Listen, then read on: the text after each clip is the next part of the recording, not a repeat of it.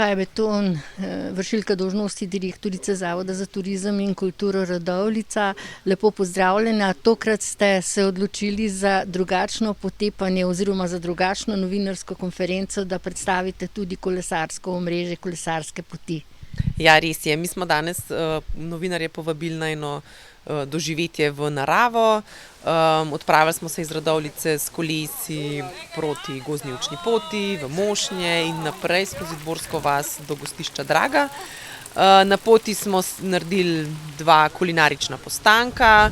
Predvsem želimo predstaviti to, da Radovljica ni samo staro mestno jedro Radovljice, da ni samo festival čokolade, ampak da okolica ponuja številne možnosti za aktivnosti, da je Radovljica ena aktivna destinacija, kamor ljudje prihajajo predvsem v naravo, in seveda po vsaki aktivnosti zelo paše tudi dobra hrana in dobra kulinarika, in tukaj smo veseli, da imamo dobre gostilne in da imamo tudi lokalne pridelovalce razno raznih surovin, ki jih z veseljem predstavljamo tudi obiskovalcem.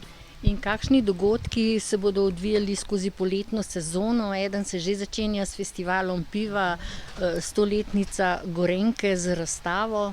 Ja, ta vikend bo še posebej pester. Na Linhartovem trgu se že dopoldan v soboto odvija Radolška tržnica, petek popoldan in sobota pa sta v znamenju piva. Okusi piva bodo potekali v Radovljiškem parku, tokrat prvič 2 dni zapored. V soboto dopoldan imamo organizirane turno-kolesarske izlete, hkrati pa se v Radovljiški graščini odpira tudi razstava ob 100-letnici tovarne Gorenjka.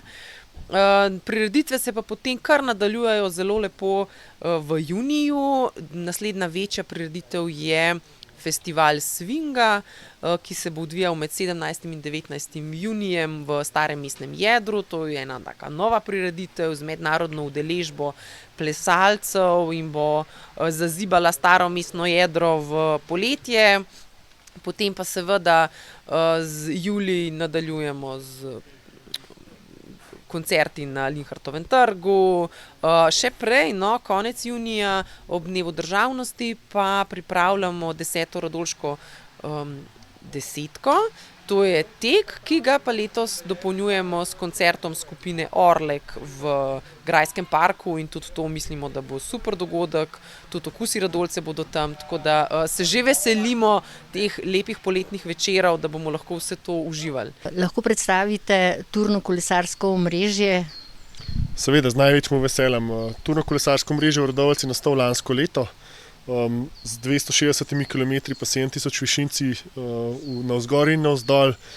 Smo v 8 turah želeli zadostiti okuse vseh tipov kolesarja, ki trenutno obiskujejo našo destinacijo, pa narediti en lep temelj za nadaljnje delo v tem športu.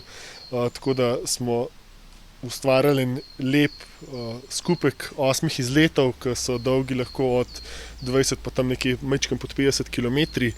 To se pravi poldnevne in dnevne izlete, ki povezujejo tako kulinarične točke, kot tudi naravne znamenitosti, kulturne znamenitosti znotraj naše destinacije in sosednjih destinacij, to se pravi Blede Žirovnice, in tudi predvsem pa imajo fokus seveda na Radovljici pa naših prelepih naravnih znamenitostih.